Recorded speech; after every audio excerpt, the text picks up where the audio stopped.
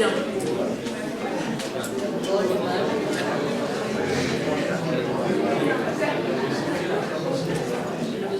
L'imprésentable.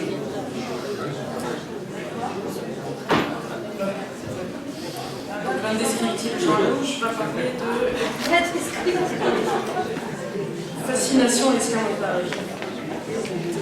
Remarque sur la vie descriptive de Michel Foucault. Alors, Jean. Bon, il y a quelque chose d'un petit peu particulier dans le fait que je ne peux pas vous dire ce que j'ai préparé comme ça. Il faut que je m'habille d'une certaine façon pour pouvoir vous le dire. Alors, malheureusement, je ne suis pas un acteur du kabuki. Le kabuki, vous savez, est une forme théâtrale au Japon qui a ceci de particulier, une technique extrêmement sophistiquée qui fait que, sans même que vous vous en rendez compte, un vieillard courbé, décati, devient presque instantanément, du point de vue vestimentaire, devient une gamine de 14 ans. On se demande comment la transformation a pu se faire. On ne comprend pas, ça nous est passé comme ça, sous le nez, mais voilà, le résultat est là. Alors moi, malheureusement, je ne suis pas un acteur de kabuki, et donc mes gestes vont être d'une grossièreté, d'un manque d'élégance absolument total, mais que je tiens quand même à m'habiller d'une certaine façon pour faire cette conférence. Donc voilà. Je ne vais pas faire l'habilleuse, hein. Je vais le faire. J'ai mis ça évidemment dans un sac l'arbre à lettres, pas la littérature, et les éditions de minuit.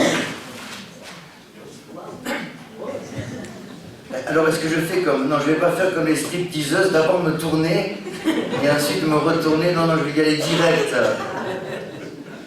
Voilà.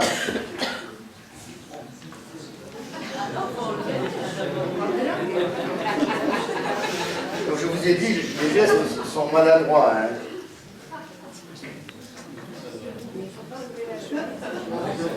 Non, je ne vais pas enlever le... Voilà. Voilà. Comment il a été fait? Je vous propose une standing ovation à David Alperin.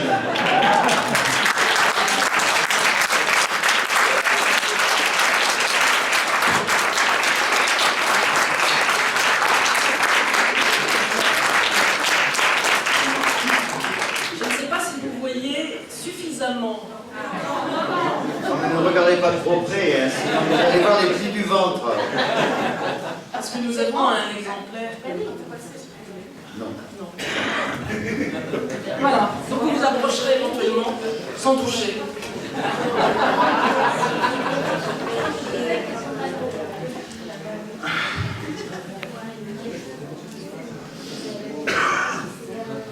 Comment David Alperin peut-il savoir, un savoir certain, que Foucault était un saint? Évidemment, il ne suffit pas qu'il ait dit, pour que ce soit vrai, il ne suffit pas qu'un certain nombre de personnes disent oui, oui, ce que vous avez dit là est vrai. Au mieux, ça constitue une rumeur. C'est pas, en tant que telle, cette rumeur, un savoir dans le réel. Même si d'une rumeur peut sans doute être extrait un certain savoir. Eh bien, ce qui a offert à David Alperin la confirmation réelle, et non pas pensée, que Michel Foucault était un saint, cela, c'est la France qui le lui a offert. Alors comment? Tout simplement parce que il est arrivé quelque chose à Michel Foucault, à Saint Foucault Toward the Gay Hagiography en France. Ce qui lui est arrivé à ce livre paru aux États-Unis, donc, ben, c'est qu'il a été coupé en deux. Il a été coupé en deux et personne ne songe à rassembler les morceaux. Exactement comme ce qui arrive aux saints, qui sont aussi mis en morceaux, et leurs morceaux sont dispersés ici et là pour faire l'objet dans ce quel culte.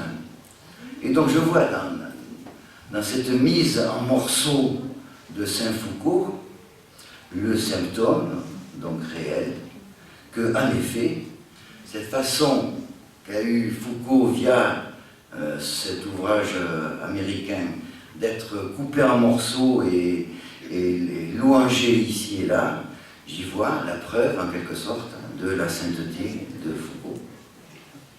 Je passe sur ce qui a pu être les conditions imaginaires de ce résultat, parce que ça en est un, et je passe sur l'incidence qu'a pu avoir pour cette mise en morceaux du Michel Foucault c'est moi d'Alperine. Je passe sur l'incidence qu'ont pu avoir les deux différentes traductions, mais ce serait intéressant de les étudier dans leurs différences, différentes manières. Je passe sur l'effet qu'a pu avoir l'appropriation dans la langue de Foucault d'un texte d'abord écrit sur Foucault dans une autre langue que la sienne. Je passe sur le rôle qu'ont tenu les lacaniens dans cette affaire. Je passe là-dessus car ce qui m'importe, c'est de dégager de cette sainteté donc, que je dis réelle, de dégager de cette sainteté un enseignement pour l'analyse et un enseignement qui divise les psychanalystes.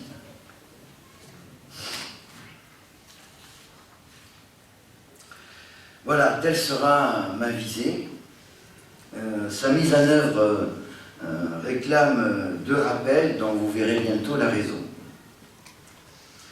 Premier rappel, il s'agit de mon intervention au colloque qui a été tenu en juin 2010 au Centre Pompidou et publié dans l'ouvrage collectif et désormais épuisé, L'infréquentable Michel Foucault. Étudiant donc lors de ce colloque le rapport d'Alperine à Foucault, j'y relevais l'impossibilité, c'est-à-dire le caractère réel. Alperine dit politique, mais très souvent, quand vous lisez politique sous la plume de Alperine, vous pouvez lire le mot réel, pas toujours.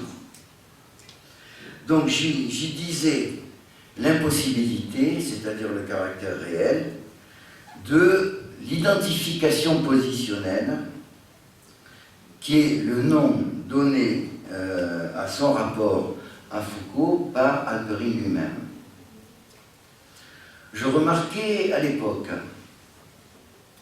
qu'une telle modalité identificatoire, inconnue dans la liste des identifications répertoriées par les psychanalystes, je remarquais donc qu'une telle modalité identificatoire dessine une sainteté peu imaginable, une sainteté difficile d'accès, car sans dévotion, sans proximité, sans intercession, sans dette, contingente, hors tout rapport de maîtrise.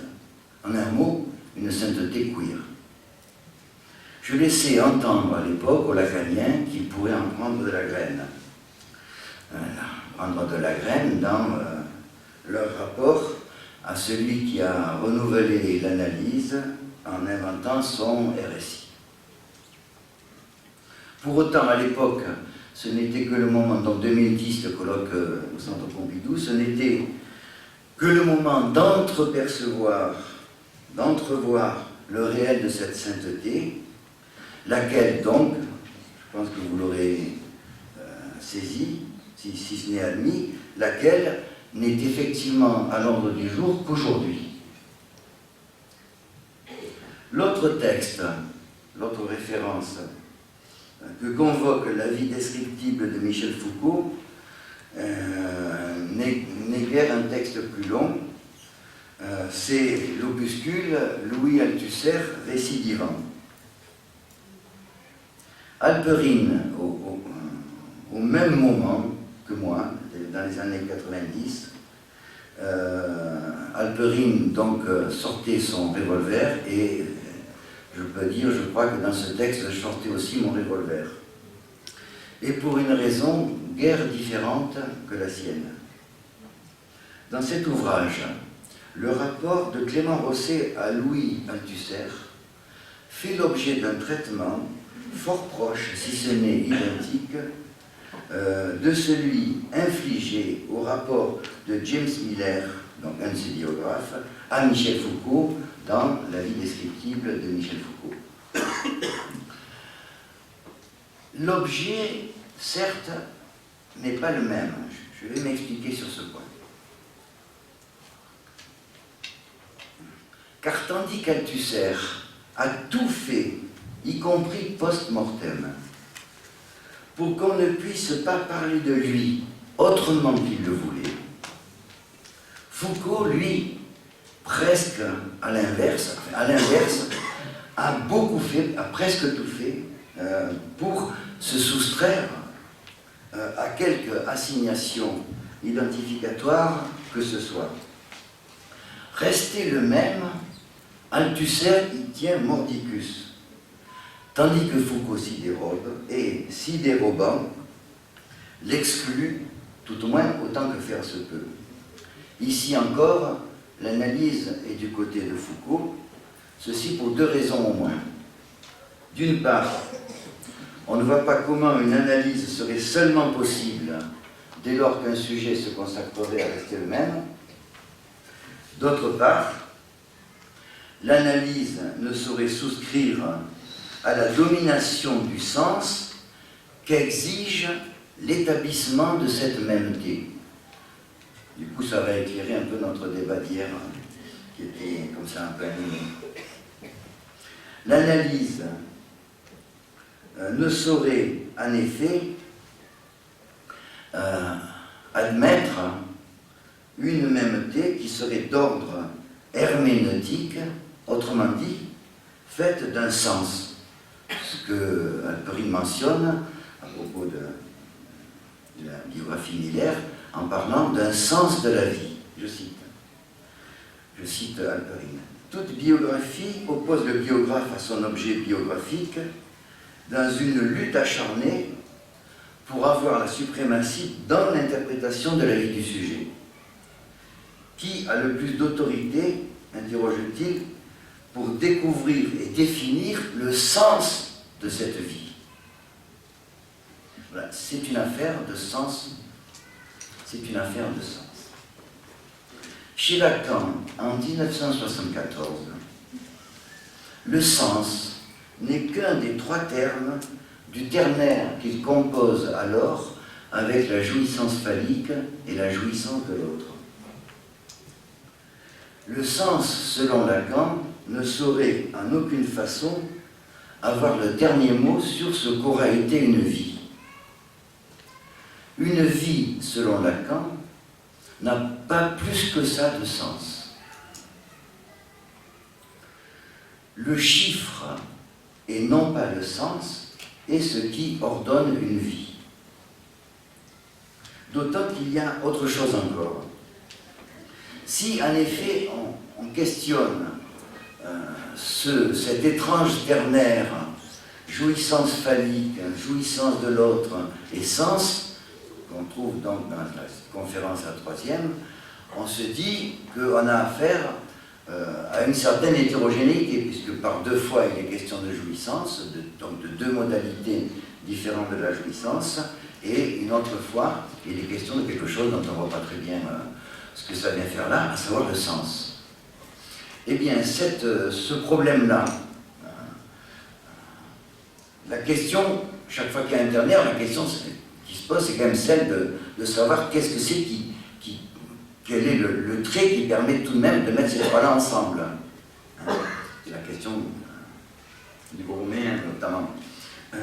Donc, cette étrangeté de ce ternaire peut être, je crois, en large partie réduite,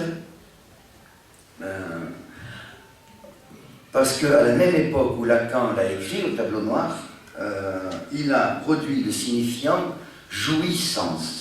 Jouissance. Et donc vous voyez, on a jouissance phallique, jouissance de l'autre et jouissance. C'est donc la jouissance, c'est donc les modalités, les modulations, les variétés, ce sont donc les variétés de la jouissance qui donnent sa consistance de ternaire à ce ternaire. Et de là se présente une opportunité d'interroger Halperin sur cette suprématie du biographe. C'est une question donc que je lui pose. Depuis qu'il est à Paris, on s'est vu, mais je me suis bien interdit de lui poser cette question en privé. Donc voilà, c'est maintenant. Cette domination du biographe, qui le fâche? Le biographe en jouit-il? Et s'il s'agit de jouir du sens d'une vie, s'agirait-il de cette jouissance-là, de la jouissance du sens? Qu'est-ce que c'est qu'une jouissance du sens mise à l'enseigne d'une domination? C'est une question qui, je trouve, est en quelque sorte au bord de ce livre qui nous réunit, mais qui, me semble-t-il, n'est pas clairement abordée dans cet ouvrage. Ainsi, tandis que le biographe d'Althusser se laisse contaminer par la face identitaire de son objet, cette face identitaire qu'ostensiblement son objet lui-même lui présente, cela jusqu'au point de la reconduire, cette face identitaire, celui de Foucault, à savoir Miller, s'emploie, lui, à constituer une identité qui se dérobe. Ce que j'appellerai maintenant la contagion identificatoire est décalée d'un cran. Elle est immédiate avec Althusser, elle est médiate avec Foucault, ne prenant son envol qu'avec son biographe, et c'est le moment donc où Halperin sort son revolver. La communauté de démarche qui spécifie ma lecture de Rosset et celle de Miller par Halperin se laisse caractériser de deux façons au moins. La première, quelque chose qui est su d'un certain nombre de personnes ici, la première consiste en un rejet de la psychopathologie. Je montrais que, quel qu'il soit, les diagnostics dont Althusser fut affublé, et Dieu sait s'il y en a eu, mélancolie, dépression, double bind pervers, folie à deux, psychose maniaco-dépressive impure, car à pondérer avec du côté de la schizophrénie, ça c'est André Green, paix à son âme. Démence, oui, tout cela a été écrit et bien d'autres choses encore. Ces diagnostics, quels qu'ils soient, convenaient parfaitement à Althusser. Pourquoi? Mais parce qu'il s'intégrait tout à fait sans problème à son imposture.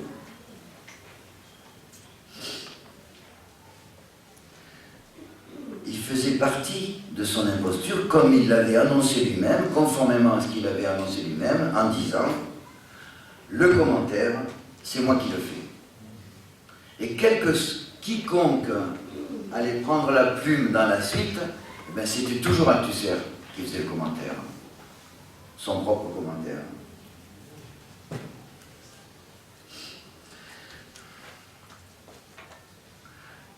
Ces diagnostics, donc, lui convenaient en quoi? En ce sens qu'ils faisaient bouche-trou, qu'ils opacifiaient la seule chose qui échappait à l'imposture althussérienne, à savoir le meurtre d'Hélène Rittmann. Et c'est très sciemment que je ne dis pas le meurtre de sa femme.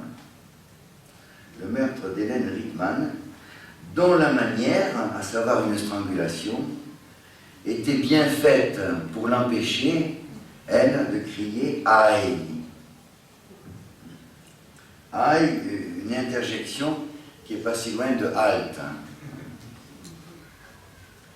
On a également affaire à ce qui se présente comme une fascination doublée d'un escamotage avec la biographie que Miller consacre à Foucault.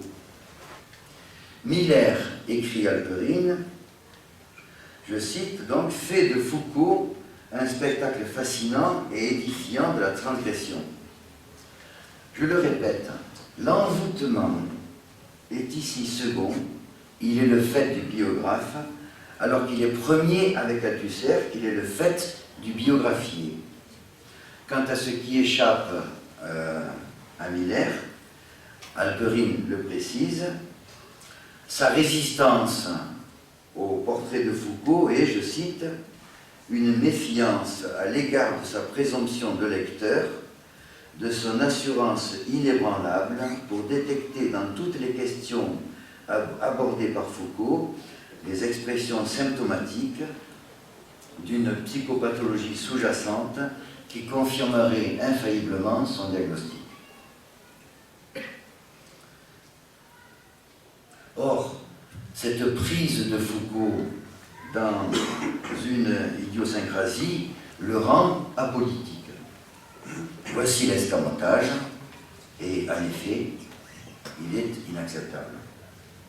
L'autre convergence, qui m'apparaît patente entre cette vie descriptible de Michel Foucault et Althusser récidivant, est d'ordre méthodologique. Il est de bon ton universitaire d'écarter toute démarche qui se présente comme un commentaire de commentaire. Cela ne fait pas sérieux, on doit bien plutôt s'appliquer, dit-on, à juste titre, très largement à juste titre, à lire directement et dans sa langue originelle le texte qu'on envisage d'étudier. Oui, même si cette collusion entre vérité et origine qui est là sous-jacente, même si cette collusion ne va sans doute pas de soi. Pour autant, le commentaire de commentaire n'est pas sans intérêt et reste d'ailleurs, en dépit de la consigne que je rappelais, reste largement pratiqué.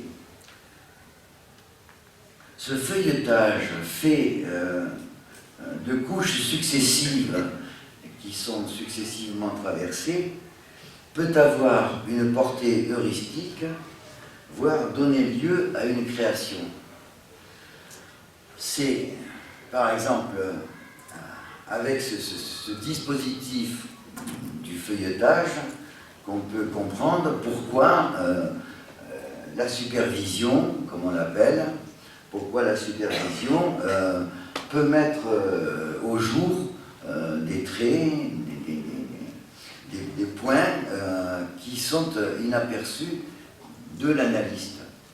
Parce que effectivement, l'analyste se trouve bien entendu suggestionné par le discours de l'analysant, qui, comme tout discours, tente à assigner celui auquel il s'adresse, et le mien aussi maintenant, c'est dans la même farine, tend à assigner à une certaine place celui auquel il s'adresse. Il s'agit de mettre en place celui auquel il s'adresse à un certain endroit pour que la lecture qu'il pourra faire du discours qui est tenu puisse être une certaine lecture et pas une autre. Et donc il se trouve qu'avec ce dispositif de feuilletage, le superviseur, disons, est moins dans la bourrasque de cette suggestion du discours. Et donc, il peut lui arriver à partir de là de percevoir, justement à travers le témoignage de l'analyste, peut très bien percevoir des choses qui n'apparaîtraient pas sans ce dispositif. Voilà ce qui se produit, voilà un des effets heuristiques possibles. Il y a d'autres, on pourrait parler de la passe, etc. etc. Il y a beaucoup de dispositifs à faire valoir qui montrent l'intérêt du commentaire de commentaire. Et je disais aussi que ce feuilletage peut avoir une portée carrément créatrice.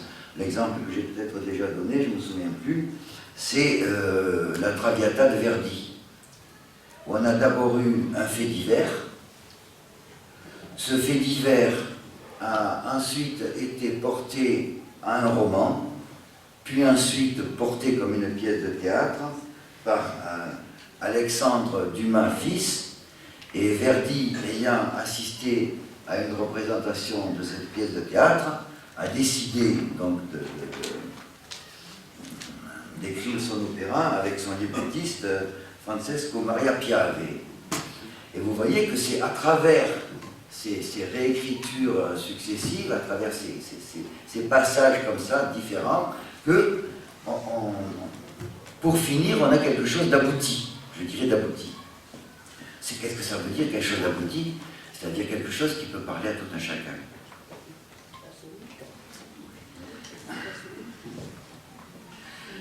Alors, ce qui m'amène à la question suivante.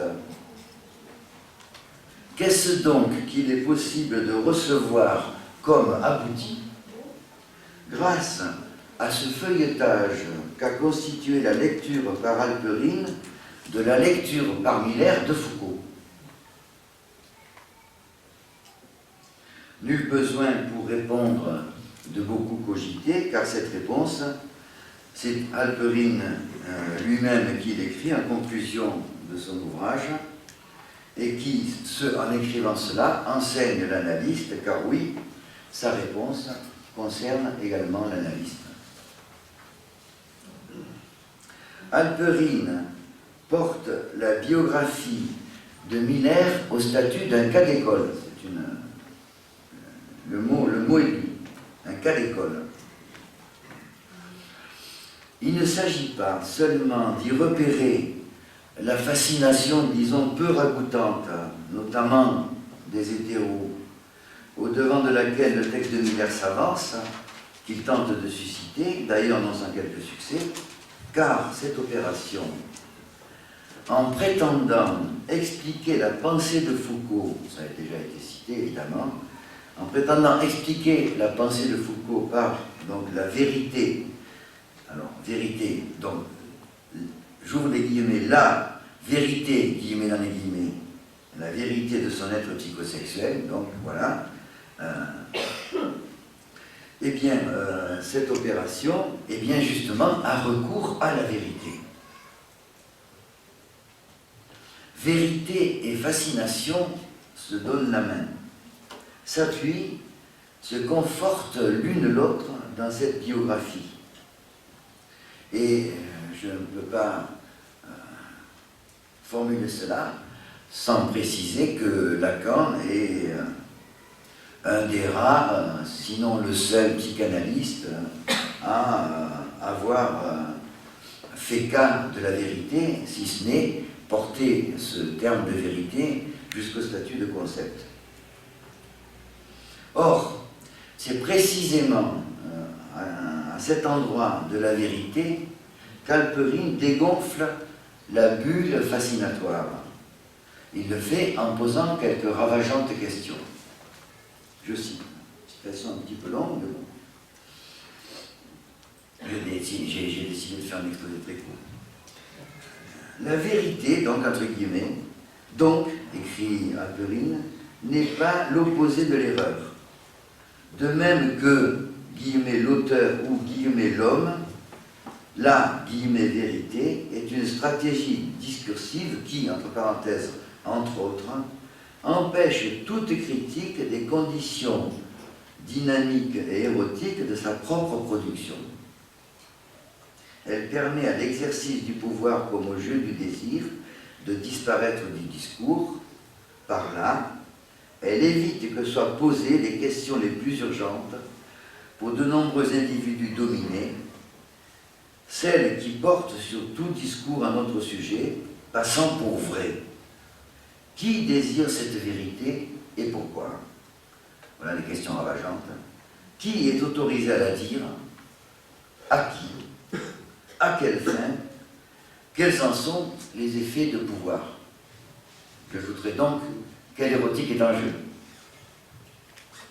On a là, de la façon la plus claire, le jeu de la fascination et de l'escamotage. Fascination de la prétendue vérité, escamotage des conditions dynamiques et érotiques de sa propre production. Il faudrait être définitivement sourd pour ne pas entendre que ces questions que l'on vient de lire concernent aussi l'analyste contemporain qui se veut expert et qui, à ce titre, publie façon Miller, psychopathologisante, la vérité de certains analysants qui ont eu la malchance d'avoir affaire à eux.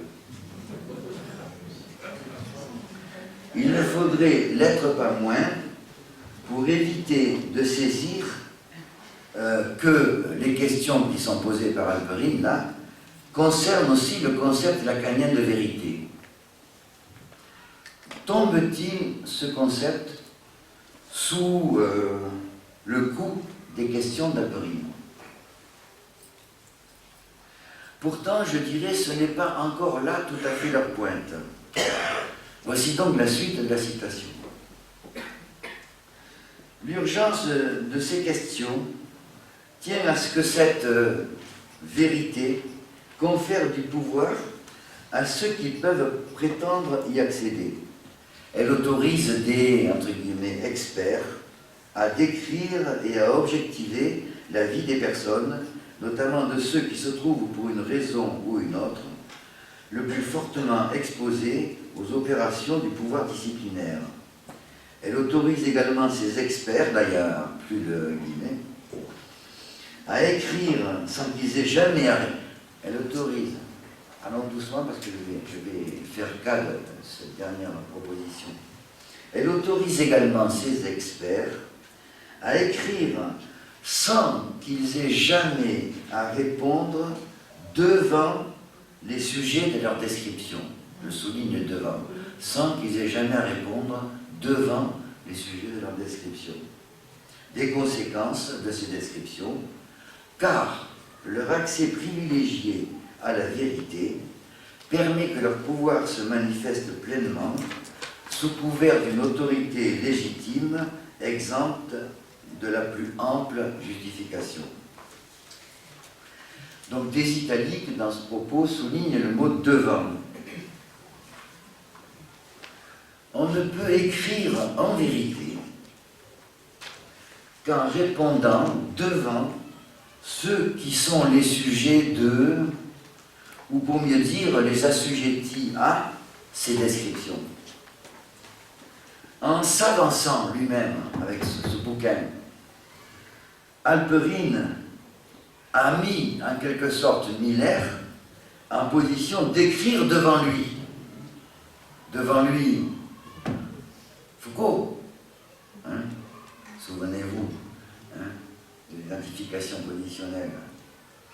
Répondre devant qui on écrit, de ce qu'on écrit sur qui on écrit, il me semble que c'est la politesse minima, j'appellerais ça comme ça, qui est exigible, qui serait exigible dans l'écriture du cas.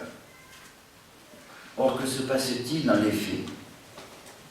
L'immense majorité des publications de cas négligent cette règle. Pourtant, vous aurez compris que c'est ça qui... C'est comme ça que je l'accueille, cette règle pourtant élémentaire. Et évidemment, ceci ne va pas sans conséquence chez ceux devant qui ces écrits de leur propre cas négligent de se présenter. Bien entendu, Freud était averti du problème. Il y aurait, je lance cette piste à la cantonade, il y aurait un formidable livre à écrire, peut-être collectivement, sur la base de comment Freud a traité ce problème à chaque fois. Anaud, Dora, Schreber, etc. Je vais parler de Schreber. Le sixième grand cas qu'il a dispersé, comme vous le savez, dans toute une série de textes. Freud savait qu'il écrivait devant les personnes qu'il décrivait. Je vais y venir pour Schreber. Et donc on pourrait faire un formidable bouquin où on étudierait comment il a traité différemment à chaque fois ce problème. Alors pour Schreber, ben vous allez voir, c'est quand même coquignolesque. Quand Freud écrit son texte sur Schreber, il ne sait pas que Schreber est décédé. Il publie son texte. Il ne sait pas que Schreber est décédé. Et donc, il imagine que Schreber va peut-être pouvoir tomber dessus. Alors, une des pistes, puisqu'il sait que Schreber est sorti, il ne doit pas savoir qu'il a été réhospitalisé, me semble-t-il. Il sait que Schreber, à un moment donné, a été... sa demande de quitter l'asile a été satisfaite, et donc il peut penser que Schreber a abandonné son délire. Et donc, il se dit, s'il tombe sur mon texte, mes remarques psychanalytiques sur un cas de paranoïa, il risque de trouver ces remarques, je cite Freud, traduction parue dans un supplément de l'une des vues, Schreber risque de trouver ces remarques psychanalytiques, je cite donc, pénibles. Alors comment Freud tente-t-il de légitimer sa description de Schreber devant Schreber? Je dis que c'est incroyable. Il le fait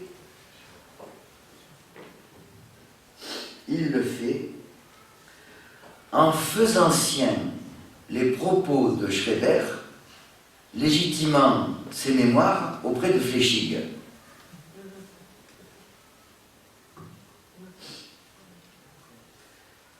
Freud demande à Schreber, au cas, ça c'est l'autre possibilité, au cas où il serait toujours délirant, ce que Schreber demandait à Fléchig, que l'intérêt scientifique, je cite, fasse reculer d'éventuelles susceptibilités personnelles. Cet argument est évidemment de peu de poids, ne légitime en rien la publication de Freud, comme il se voit au caractère intempestif de cette analogie qui ferait que Freud serait à Schreber ce que Schreber était à Fléchig. Freud n'a pas affaire aux mêmes scrupules que ceux qui habitaient Schreber en publiant ses mémoires. Que l'on sache, Schreber ne persécutait pas, que l'on sache, Schreber, oui, ne persécutait pas Freud. Le caractère massif de cette négligence, de l'acte même de rendre public quoi que ce soit d'un cas, sans le faire devant la personne concernée, soulève une question. Cette règle serait-elle purement et simplement impossible à satisfaire? On peut conjecturer que Lacan n'était pas loin de le penser lorsqu'il introduisit sa proposition d'octobre 67 sur le psychanalyste de l'école. Cette proposition, en effet, renverse la donne, laisse au seul analysant dans la passe la possibilité d'évoquer hors consultoire analytique et en usant d'un dispositif feuilleté ce qu'aura été son expérience de l'analyse. Mais pour que cette possibilité soit ouverte, encore convient-il qu'entre-temps, et au-delà même, l'analyste sache n'être en rien un Miller, autrement dit, sache se taire. Serait-ce là un trait de sa sainteté? Emporté, comme l'écrit Lacan quelque part, je peux en trouver exactement le texte, emporter jusque dans sa tombe les pauvres secrets dont il assume être seul détenteur. Question, le reste-t-il détenteur de ces pauvres secrets lorsqu'il y a passe effective? Sans doute pas de la même façon, s'il n'en est pas alors proprement délesté. Quoi qu'il en soit, de ce domaine inexploré parce qu'il faut l'expérience, c'est pas la cogitation qui peut là faire beaucoup avancer les choses, quoi qu'il en soit, donc de ce domaine inexploré, c'est seulement parce que l'analyste aura su se taire qu'une analyse via la passe pourra être reconnue comme aboutie.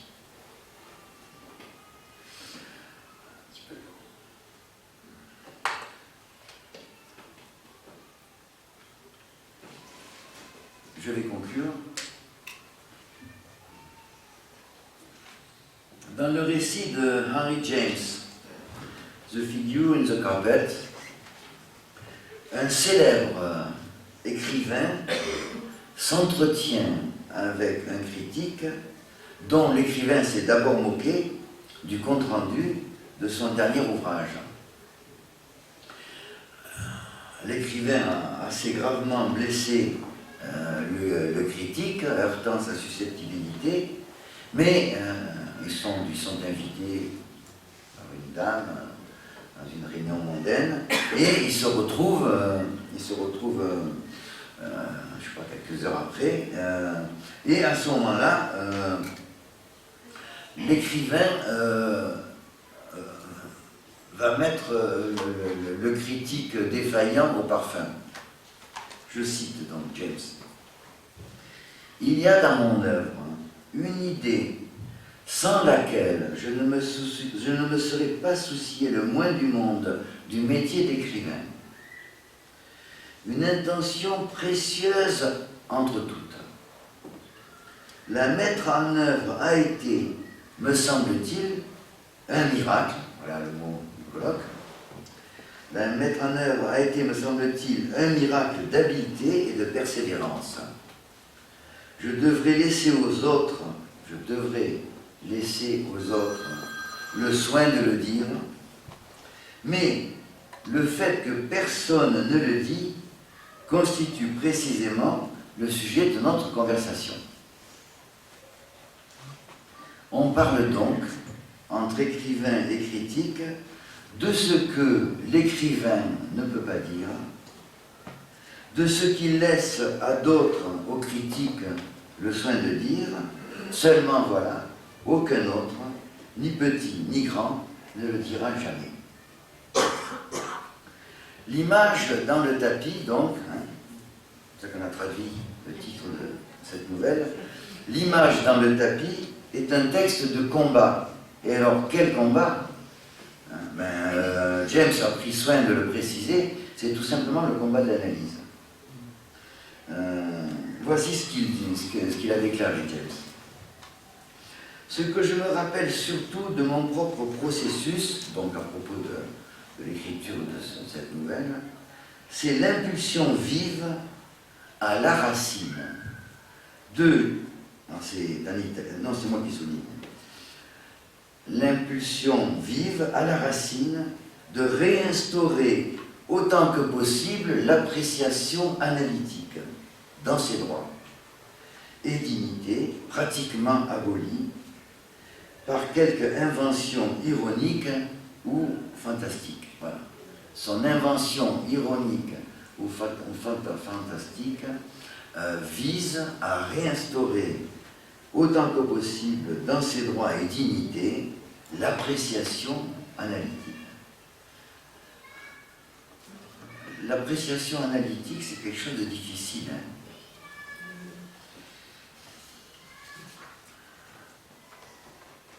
Or, que se passe-t-il dans cette nouvelle? Que se passe-t-il dans cette remise en acte de l'analytique comme telle? Eh bien, il se passe qu'elle ne se réalise qu'au prix d'une perte sèche. Je vais vous dire quelle perte.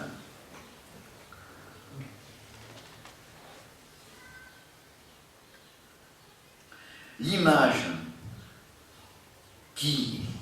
dont on va, à la fin de la nouvelle, finir par savoir qu'elle est absente du tapis, cette image, ce qu'il y a de très remarquable, c'est qu'entre-temps, elle est prise en tant qu'objet.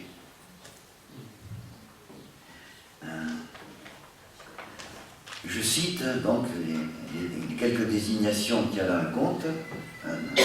Un quelque chose de particulier, un trésor caché, un amas de pierreries, une idole, un flambeau, un fil liant chacune des œuvres comme autant de perles. C'est page 117 de l'édition de poche. À la fois symbolique, texte à écrire, imaginaire, figure dans le tapis que les protagonistes tentent en vain d'apercevoir, et réel en tant qu'objet, ce qui ne devient patent qu'avec sa perte sèche. De quoi d'autre pourrait-il s'agir que d'un objet agalmatique, idole, pierrerie, etc. Ou, dit autrement, d'un objet A. Personne ne met jamais la main dessus, car quand on arrive à la fin de la nouvelle, on finit par se dire que ceux qui ont prétendu avoir su ce fameux secret de l'écrivain, peut-être qu'ils nous ont menés en bateau. D'abord, jamais ils le disent, évidemment, mais on se dit, tiens, que ce soit d'abord le collègue, l'autre critique, et ensuite sa femme, ces deux-là, on finit par se dire qu'ils ont sans doute bluffé, qu'ils n'ont jamais su non plus, ils n'ont jamais mis non plus la main sur cet objet, ils n'ont jamais su ce secret. Perdu, silencieux, après avoir obsédé le narrateur, cet objet lui impose le silence et l'impose du même coup à son lecteur, et c'est la fin logique du récit. Voilà.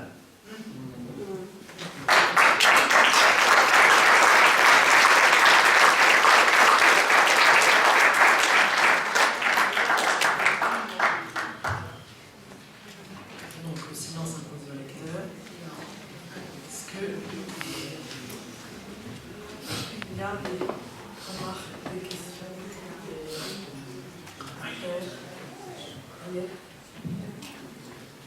David?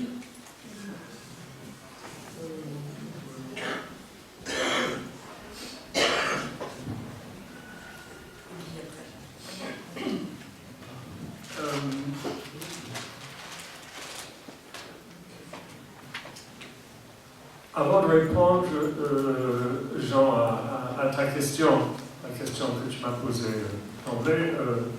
Je voulais faire juste deux petites remarques.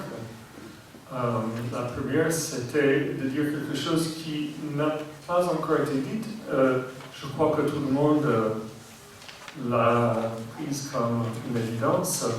Mais c'était juste je tenais juste à remercier Isabelle Châtelet pour la très très belle traduction de ce texte. Il est assez clair que comme c'est un texte qui dépend d'une analyse appuyée des textes anglais, il n'y a rien d'évident dans la tâche de le traduire.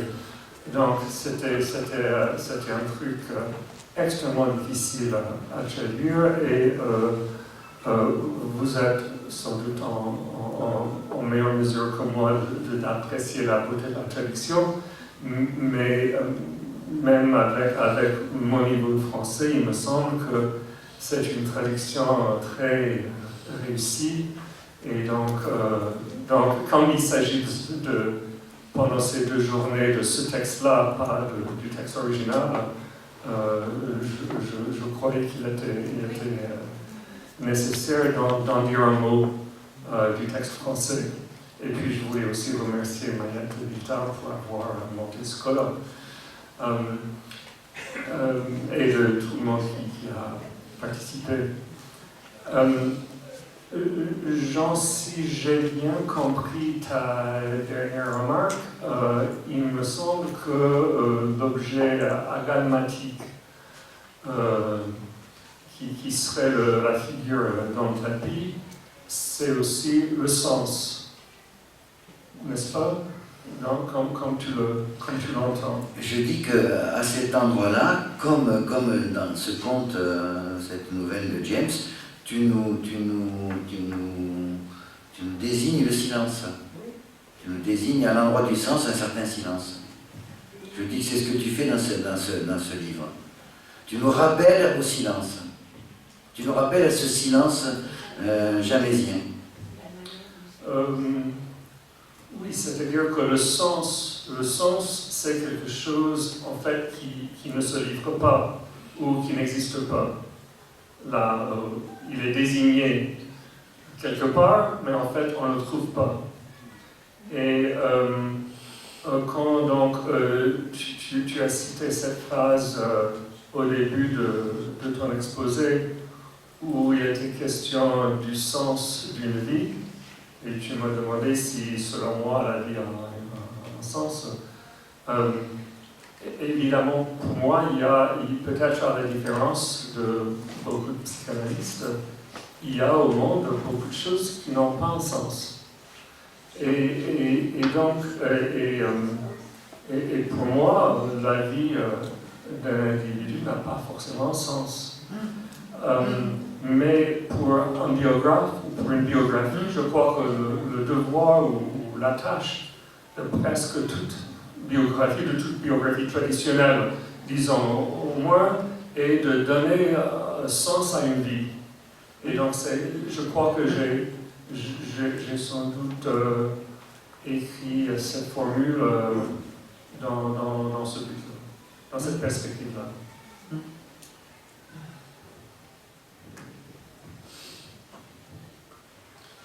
Oui, je pense que dans le même sens, pour prolonger ce que tu viens de dire, David, on peut ne pas oublier la phrase de Malraux, la mort est ce qui transforme une vie en destin. À partir du moment où le biographe s'intéresse à un mort, il n'a pas de grande difficulté, si le mort a un petit peu d'envergure, à trouver un sens à sa vie. C'est pas très compliqué. Absolument. Mais je voudrais revenir sur un point. Oui, évidemment, je ne fais pas du tout mienne cette phrase. Hein. Bien sûr, non, puisque ce destin, c'est créer un fantôme. Et donc un fantôme qui continue à exister. Je ne fais pas moi-même ce cadeau aux morts. Non. Mais je voudrais revenir sur un point plus précis qui est le devant, parler devant. Oui. Parce que même si l'appui que tu prends pour terminer sur la nouvelle de James en éclaire, disons, un petit peu l'objet, j'ai une difficulté topographique, disons, parce que je crois que ce devant n'a de charme que parce que, enfin, c'est une vérité par antithèse. on voit très très bien ce que c'est que parler dans le dos de quelqu'un. Ça, c'est très clair. Spécialement dans le cadre des vignettes cliniques ou du secret professionnel, dès qu'un nous est un petit peu bien fermé, l'objet de ce dont on cause, le malade, disons, et voilà, s'il est là, c'est un accident regrettable. Et donc, à partir de là, on voit très bien ce que c'est que parler dans le dos de quelqu'un. Mais, alors, donc parler devant, ça serait le contraire. Mais, pour moi, le sens n'est pas clair du tout, le sens positif du devant. Parce qu'il n'est pas du tout question de s'adresser à la personne. Je ne crois pas. La personne, ou je ne sais pas quoi d'ailleurs, ce devant quoi on se trouve, je n'imagine pas dans ton propos, dans le cadre de cet exposé, comme étant l'adresse. Sinon, occasionnelle, comme Schreber, Freud se dit, tiens, il pourrait peut-être le dire. Je ne crois pas vraiment que Freud écrivant le cas Schreber ait le souci permanent de s'adresser à lui. Ça me paraît très excessif. Et je crois il évoque comme une possibilité. Une possibilité, mais c'est pas ça qui le... Oui, je sais c'est que pas ça qui ça le intervient soutient. Et je ne crois pas que ça rende compte de ce que tu veux dire par devant. Donc j'aimerais bien, si c'est une corde, que tu en dises plus sur le devant, parce qu'il est en même temps très joli, mais positivement obscur. Pour moi. Oui, évidemment, ce qui m'est venu à l'esprit en lisant ce devant dans le texte d'Alperin, ce qui m'est venu à l'esprit, c'est Marguerite. Marguerite qui a été faite devant, en effet, devant Ancieux et ses proches. C'est mon geste de lui envoyer la moitié du manuscrit à un moment donné, qu'il n'ait pas tout repoussé, et qu'il m'ait donné des informations, et puis la suite que vous savez, qu'il ait fait de ce livre le tombeau de sa mère. Donc là, oui, j'étais devant, en effet, devant les personnes dont je parlais.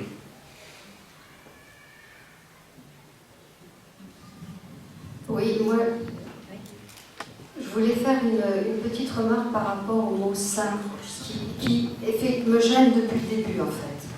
Parce que dans la religion catholique, quand on sanctifie quelqu'un, quand on le canonise, il y a l'étape de la béatification, l'étape de la canonification, il y a le dossier, et il y a, alors dans un autre temps, il y a ce qu'on appelle l'hagiographie. Or, dans l'hagiographie, c'est quand même une transformation de la biographie avec un espace vide qui est admis par l'Église, c'est-à-dire que la vie de la personne est transformée, le paradigme étant François d'Assise, par exemple, où dans la biographie de François d'Assise, on a recréé quasiment les actes des apôtres, c'est-à-dire on voulait en faire un deuxième Jésus, et il y a eu une transformation, il y a eu quatre textes qui ont été faits pour quasiment le rendre saint, presque comme un deuxième Jésus. Mais il y a souvent ça dans le saint, c'est-à-dire la transformation de la biographie pour en faire un modèle. Or, je ne suis pas sûre que Foucault, enfin je ne sais pas, aurait aimé ce statut de devenir un modèle. Moi, celui que j'aurais sanctifié, je pense que ça aurait été Oscar Wilde, mais peut-être pas Foucault. Voilà, comme ça. Non, mais j'ai mis les points sur les i au début de l'exposé, quand j'ai parlé d'une modalité de la sainteté qui n'était justement pas catholique. Il y a un retour sur le devant. Pas catholique. C'est pas catholique. Évidemment, on a la tentation de parler de Freud comme un auteur. Cependant, je ferai deux remarques. La première, c'est que faire appel au fait que ce sont des publications scientifiques et leur valeur scientifique, et qui donnent au roman, puisqu'il qualifie ces cas des études sur l'hystérie, les premiers publiés de romans, ils ont une valeur scientifique, et ça doit être lu par un collectif, disons, scientifique. Donc ça, il l'a répété. Mais faut en même temps tenir compte que il y avait cette communauté des Juifs de Vienne, et en particulier tous ceux qui appartenaient à ce groupe plus restreint de l'austro-marxisme qui était très proche de Freud et donc qui participaient exactement comme le Max Graf ou bien d'autres qui participaient au débat, et donc aussi bien les cas publiés que la Traumdeutung et qu'un certain nombre d'écrits, comme peut le faire valoir Lydia Marinelli et Mayer, ont une circulation dans un groupe constitué, disons, et en même temps validé par Boyer, qui était le médecin de la communauté juive de Vienne. Donc on ne peut pas déjà séparer ça, c'est-à-dire que ce devant était en fait quelque chose qui était déjà partagé avec un point commun sur l'intérêt scientifique de tout ça. Mais en même temps... Une pratique médicale banale. Banale, non. Un médecin va voir un autre médecin et lui dit voilà, ce cancer a telle caractéristique, quel stade il a. Oui, mais je discute avec toi de ça. Non, parce que c'était des non-médecins dans cette communauté qui participaient justement à ces débats.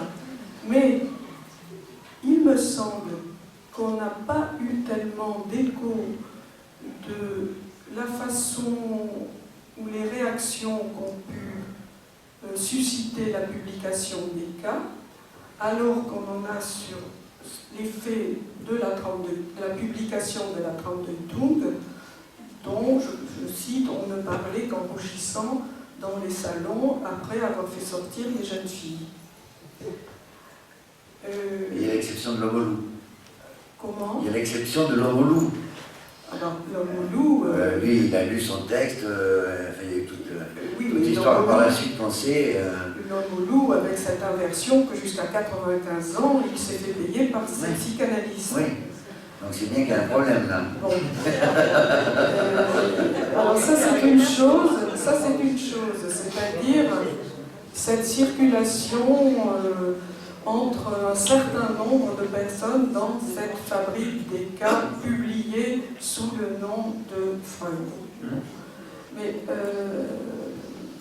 la deuxième chose que je voulais dire, c'est que quand tu nous dis qu'il y a ce ternaire fabriqué par Lacan, sens, jouissance phallique, jouissance de l'autre, que tu appelles ternaire, qu'il appelle peut-être ternaire, mais admettons qu'on l'appelle ternaire, il ne peut être pris en compte, ce ternaire, que par la mise en continuité du réel, du symbolique et de l'imaginaire, à savoir la disparition de consistance identifiable, puisqu'il n'y a plus qu'une seule consistance qui va border, disons, ces différents champs. Oui, mais justement, oui, comment appeler ça? Et comment appeler ça, puisque c'est dans l'espace et qu'il n'y a pas. Il n'y a pas. Et que donc cette consistance unique qui a perdu toute nomination possible, justement. Mais je ne comprends pas consistance unique, parce que dans le schéma de la troisième, c'est un neuroméen à 3 classique. Ah non, non, certainement pas. C'est-à-dire que justement, ou bien c'est un neuroméen, et où tu as un réel, imaginaire, symbolique, jouissance de l'autre, sens, jouissance de A, c'est-à-dire tous ces champs. Donc, si tu isoles là-dedans un ternaire comme il s'est dessiné avec un nœud de trèfle, tu as perdu les trois... Qu'est-ce qui est dessiné avec un nœud de trèfle? Les trois champs. Les trois champs, ils sont délimités en partie par les 3 consistances du broméen. Non, non, justement, il y a une opération topologique extrêmement intéressante de mise en continuité des 3 consistances réelles, imaginaires l'imaginaire symbolique, donc c'est perdu, ces trois sont perdus. Il met en continuité, trois mises en continuité, il fabrique un nœud de trèfle avec ce ternaire que tu as nommé. Oui. Et ce ternaire-là qui, à juste titre, concernerait donc la jouissance, dans tous les sens, Oui. de jouissance. Oui. La question est posée d'appeler le centre petit a ou plus de jouir, puisque justement, la question du plus de jouir, c'est quand le petit a n'est plus, alors ça n'a pas de sens de dire identifiable, il n'empêche, n'est plus que ce trou, ce tourbillon autour duquel tournent les jouissances. Voilà. Donc ce que je trouvais intéressant, c'était que faire surgir ce ternaire, c'est au prix de toute nomination possible des consistances. Bon, très bien. Enfin, c'est Merci, ce que me suggère ce que tu Oui, as très bien, fait. très bien, très bien. Merci beaucoup. Je veux dire, on ne va pas prolonger la discussion sur le roméen et la mise en continuité. Non, mais Non, pas le micro, pas le micro, pas le micro. ça vient confirmer qu'il ne s'agit plus d'identification possible. Voilà. Voilà, dis-le, dis-le. C'est pour ça que je dis ça, c'est qu'on ne peut plus identifier chaque consistance et la nommer réelle, imaginaire ou symbolique, pas plus qu'on ne peut mélanger les trois couleurs. Ou alors, bon, voilà. D'accord.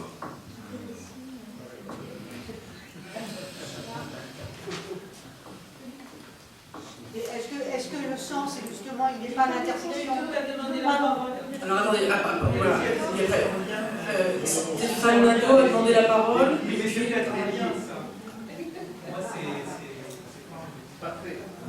Oui, c'est pas grave. Vas-y, donne la parole là-bas.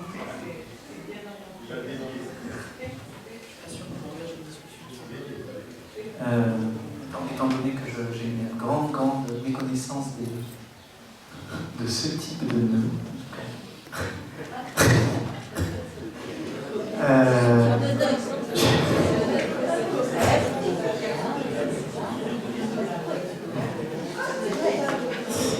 on peut le dire de plein de manières en japonais.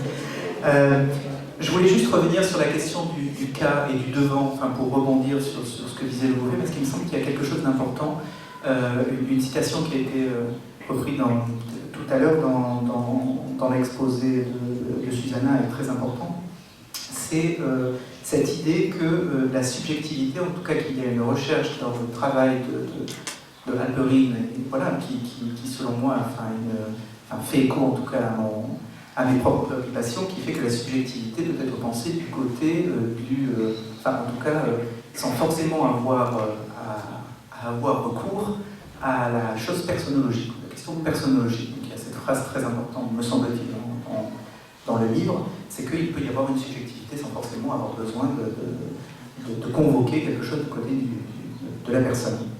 La raison pour laquelle je dis ça, c'est que il me semble que quand on dit devant, j'ai envie de demander devant qui. Parce qu'il me semble que là, dans le débat et dans la question, on mélange allègrement la personne et le cas. La personne et le sujet du cas. Tout ça, vraiment, tout simplement. C'est-à-dire que, est-ce que, d'une certaine manière, lorsque... ça c'est une question ouverte, enfin j'ai une idée mais je ne vais pas la donner. Est-ce que lorsque quelqu'un parle d'un cas, est-ce qu'il a à rendre compte de ce cas en ce sens qu'il serait en train de parler de la personne qui supportait le cas, à savoir, y a-t-il un lien entre la personne et le cas? Je pose la question parce que, y a-t-il un lien? Je ne dis pas quel type de lien, je dis y a-t-il un lien? Enfin, c'est ma question en tout cas. Lorsque... Pour Freud, avec Schreber, oui. Voilà, Freud évoque cette possibilité que Schreber lise son texte. Oui, mais là, vous voyez, vous répondez, Schreber lit le texte de Freud. Ouais. Est-ce que le cas Schreber va lire le texte de Freud? C'est la question que je pose. Lorsque Halperin parle de Saint-Foucault, et que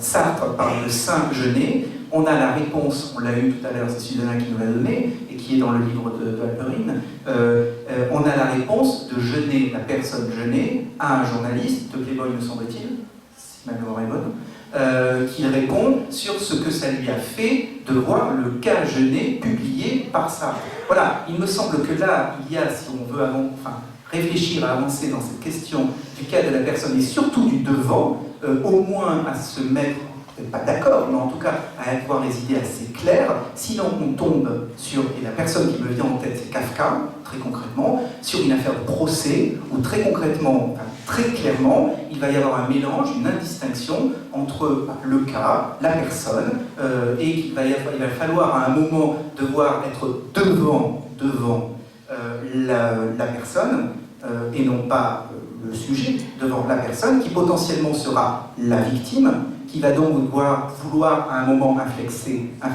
infléchir le droit, pour pouvoir dire que vous avez fait quelque chose qui allait contre la victime, enfin, etc., qui, je pense, fait écho quand même à ce que disait hier Mayette dans son exposé sur la place, par exemple, du toucher.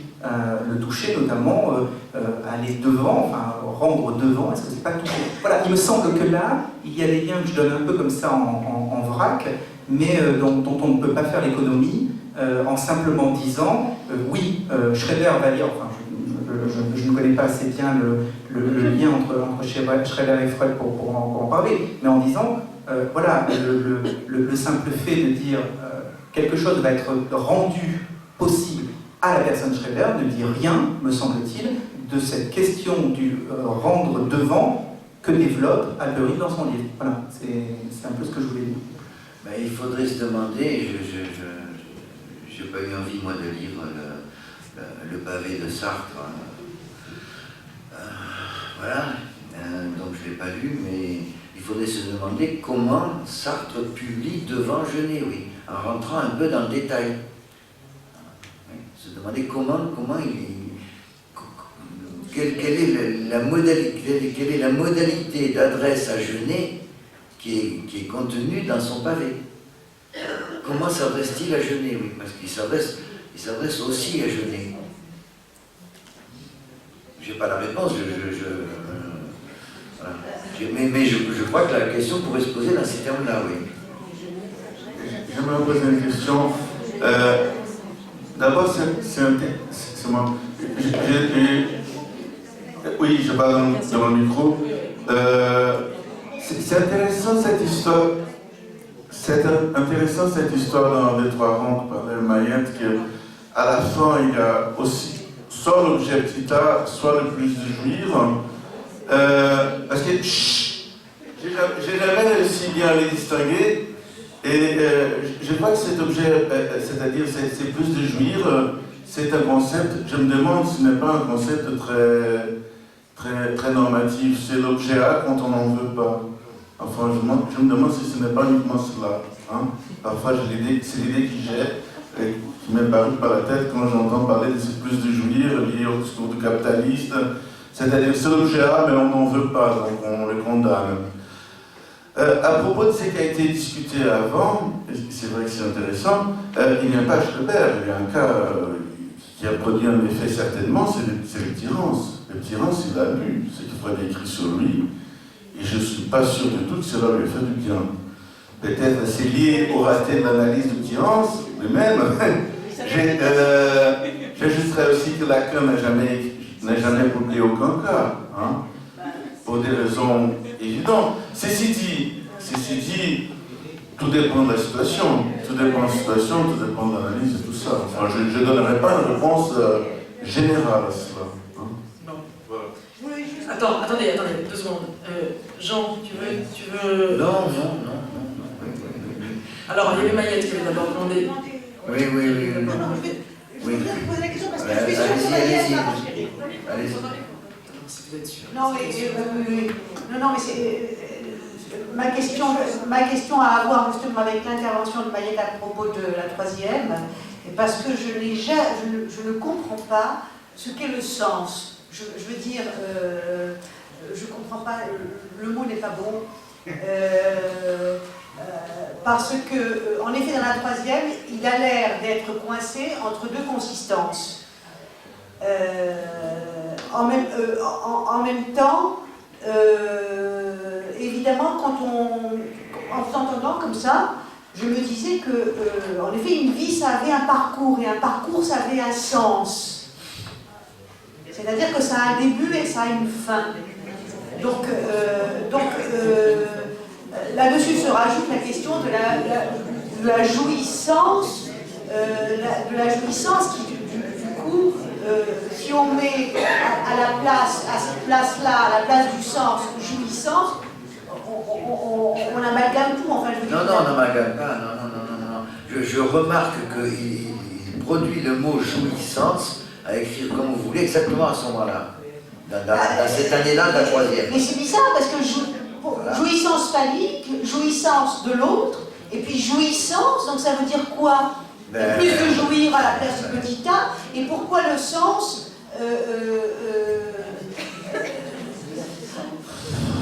évidemment, moi, les idées qui me viennent, c'est insensé, machin, etc. Forcément, hein. Donc, en plus, dans Lettre pour lettre, quand vous parliez du sens, vous disiez que le sens était de l'ordre de l'imaginaire. Donc, s'il est coincé entre deux consistances, il n'est pas uniquement imaginaire. Trois consistances, c'est jamais deux, ça ne coince pas. C'est bon, mais... Alors Mayette va une petite remarque sur ce qui est en train de se dire, et ensuite Daniel Arnoux, et ensuite Susanna, et ensuite on va commencer à dire doucement. Donc le micro, s'il vous plaît, voilà. Merci.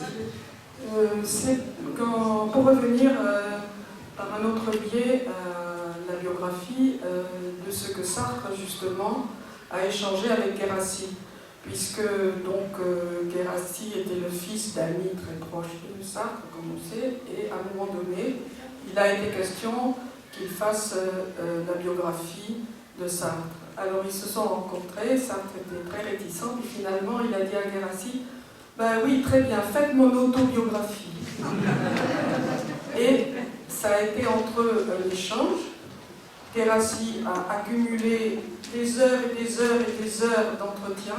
Plus ça s'accumulait, moins il savait comment faire. Et ouf, enfin, dans son dos, Gallimard a passé un contrat pour faire la biographie de Sartre avec, je ne sais plus comment elle s'appelle, et avec un soulagement extraordinaire, il lui a donné tout le matériel. Et il a écrit un très très joli livre sur sa vie avec Sartre, si on peut dire, qui n'a pas été publié chez Gallimard, mais aux éditions du Rocher à l'époque. Et je conseille vraiment de lire ce petit livre. C'est une belle histoire, oui. Pour moi, la pointe du livre de Halperin, il est là, dans cette... Il nous signale une abstention. Il nous signale un point où la seule façon de l'occuper, c'est une abstention. Ça, pour moi, c'est une leçon aux psychanalystes, oui. Je reviens un tout petit peu en amont de la discussion sur la question de parler devant. Et ce que ça m'évoque, c'est Alcibiade qui vient parler à la fois devant Socrate et devant cet auditoire qu'il transforme en tribunal. Lacan dit tribunal de l'autre. Et c'est à la fois aveu, réquisitoire, toutes sortes de qualifications peuvent porter sur quelque chose qui est là, son témoignage, ce que Lacan appelle la passion à son point le plus tremblant. Et au terme, on retrouve cette image dans le tapis qui disparaît, puisque la gamma, Lacan, Socrate dit qu'il ne l'a pas, qu'il n'y a rien. Là où tu vois quelque chose, il n'y a rien. Et ce qui se passe dans la scène présente, c'est qu'à la fin, tout ce discours qui était là devant, Socrate récuse que c'était à proprement parler devant lui, puisqu'après tout, c'est devant Agathon que la chose aboutit. Oui, donc il y a là, il y a un parler devant qui évoque aussi la parésia d'ailleurs, entre parenthèses. Voilà. Mais je te remercie parce que quand même ça me fait aussitôt penser qu'en écrivant tes 2 bouquins, disons sur Camille Claudel, tu as parlé devant la famille et devant les conflits familiaux qui étaient là. Ah oui, oui. C'était pas du tout fini, c'était pas du tout simplement un texte qui a été non, qui a été lu entre spécialistes, entre experts. Non, tu as eu affaire aux violences qui tiraillaient les familles. Je ne connais pas l'histoire en détail. En même temps... Attendez, je continue. Oui. Tu as eu affaire aux conflits avec les deux répertoires des œuvres, etc. Tu as eu à présenter ce que tu écrivais aux deux, en quelque sorte. Oui. Voilà, donc là, c'est aussi un cas, je pense à Iris Cabeçudo, donc cette meurtrière de son père en Uruguay. De la même façon, l'écriture du cas s'est fait devant des gens qui étaient directement concernés, puisque si je ne m'abuse, c'est le frère a monté une pièce de théâtre. Qui c'est qui connaît l'histoire plus en détail que moi? Le frère a monté une pièce de théâtre assez récemment, après la parution de l'ouvrage de Raquel Capurro. Donc voilà, c'est présent constamment cette affaire de devant.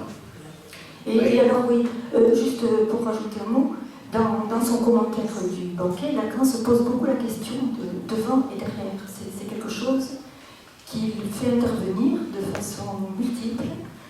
Et quand il arrive à répondre à cette question, il ne dit pas devant ou derrière, il dit en avant ou en arrière. Et finalement, le en arrière, ça va être le désir qui est en arrière. C'est le moment où il peut dire que l'objet vital est cause. Il n'est plus en avant, mais en arrière du désir. Susanna? Je retourne sur Schreber. Je pense qu'autre façon de voir le devant Schreber, Freud devant Schreber, c'est, bon, d'un côté, c'est ce que vous dites, Freud à la place de Schreber, il dit, vous allez me comprendre parce que vous étiez dans la même position par rapport à Fléchig, mais aussi dans la conclusion, Freud dit, je ne trouve pas de différence entre les rayons du délire et ma théorie de la libido. Oui, mais ça ne calme pas son inquiétude de dire ça.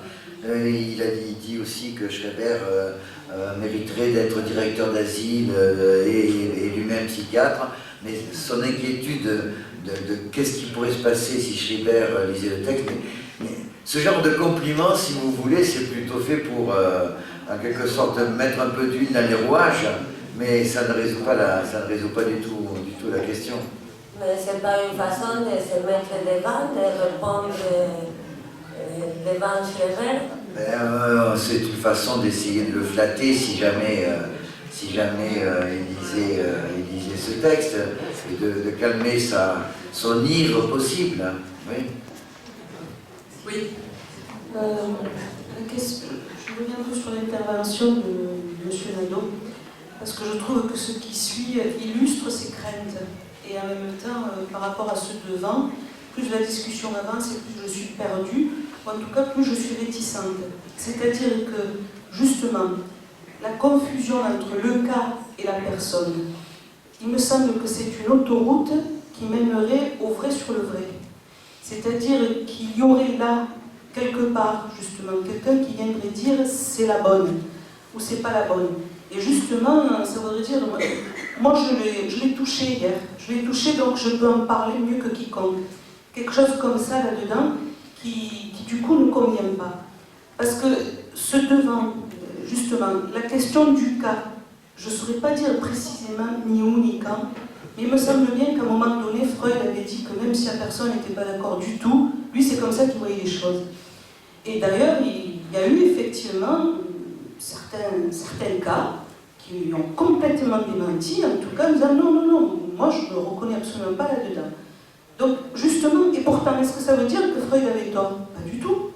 Pas du tout, parce que ça se passait dans telles circonstances, etc. Et c'est la lecture qu'il en a fait. Donc, cette histoire de devant, qui on pose devant? J'invente, je dis n'importe quoi. Demain, avec le matériel que je peux avoir, je fais une biographie de Saint-Jean de la Croix. C'est qui mon devant? C'est une bonne question. Mais justement, mais à ce moment-là, si vous voulez, le tribunal, il déboule mais non, c'est pas déferle, mais si. On n'est pas obligé et le vrai du vrai, il déferle. Non, pas forcément. Donc, cette question du devant, si effectivement, si elle n'est pas précisée, il y a très vite la personne d'un côté, le cas de l'autre, et de celui qui va dire moi je peux. Voilà. Non, ça c'est l'histoire de personnes, des tribunaux et tout ça. On est sur un registre actuel. Non, c'est pas ça c'est pas ça l'enjeu. Avec Anzieux, ça s'est joué très clairement. Ça s'est joué exactement. Il y a la lettre dans mon bouquin. Ça s'est joué très clairement. Quand il m'a dit qu'il craignait que je fasse de sa mère un cas, et je lui ai répondu non, je fais cas de ce qu'elle dit.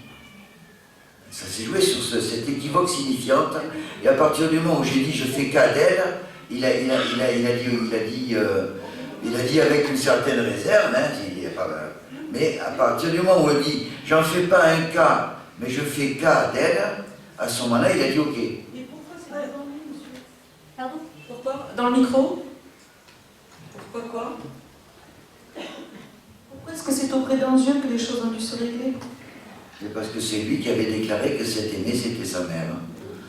C'était Marguerite Anzieux, c'est lui qui l'avait déclaré. Donc, mais ça fait parce que c'est sans cette déclaration-là, je ne pouvais absolument pas revisiter le cas aîné. C'est lui qui a ouvert la porte. Se régler sur. Alors. Non, je voudrais juste dire. Non, mais très court. Une question très courte parce qu'on va. Je voudrais poser une dernière question. Non, non. Alors. Micro. Non, je vais revenir à Camille Claudel parce que ce devant, en effet, devant qui? Parce que autant Anzieux était psychanalyste, vous avez pu lui répondre ça et il a pu entendre, à savoir que vous faisiez cas de sa mère. Mais je ne sais pas s'il m'a répondu en tant que psychanalyste. Bon, en tout cas, on ne sait rien ou très peu de ce qui s'est passé pendant l'écriture du cas Camille Claudel, entre la famille et Daniel Arnoux, parce qu'elle n'en parle pas beaucoup dans ses livres. Hein. Et moi, je me suis toujours demandé pourquoi, à ce point, a été escamotée la violence sur l'hospitalisation, et si c'est pas justement parce que c'était devant la famille qu'on parlait. La mise en question de la mère, elle est claire dans ce livre. Mais la violence de l'hospitalisation, elle a été donnée dans les médias. Non, mais on peut en parler autrement que... La violence de l'hospitalisation, il en a été fait grandement cas dans les médias à la fin des années 70 et au début des années 80 quand ça a commencé à sortir. Ça, c'était les médias. Attends. Donc après, non mais ça a été une telle violence avec du juridique à la clé qui a duré, je crois, pas moins d'une vingtaine d'années. Daniel, je ne sais plus bien, donc je dis ça comme ça, vaguement comme je m'en souviens. Parce que j'ai pas repéré le moment où ça s'était terminé, je l'ai appris après coup. Donc je ne sais plus très bien, mais je crois que ça durait pas loin de 20 ans, donc 80, 76, 2000 à peu près les années, ou 76, 96, quelque chose comme ça. Et je pense que simplement, Émilie, pour te dire quelque chose là-dessus, je crois qu'après... Tu laisses pas Daniel répondre. Bah attends, tu vas à la place de Daniel. Daniel, Tu vas à la place de Daniel. Je donne une information que je pense utile dans le contexte, et je dis simplement que ça avait fait tellement de bruit et tellement coulé d'encre que je pense que c'est une raison pour laquelle il n'y avait pas lieu d'y revenir après. Après ça, Daniel peut te répondre à sa façon, mais je ne suis pas sûre qu'elle te dira autre chose que ce qu'elle t'a dit tout à l'heure. Voilà. Moi, j'ai ajouté quelque chose, parce que je connaissais le cas très tôt. On ne va pas réouvrir ce débat. David, tu veux dire quelque chose? Voilà, je voulais juste savoir si vous aviez devant vous David ou Jean. Voilà. La pile ou face. Allez. Merci.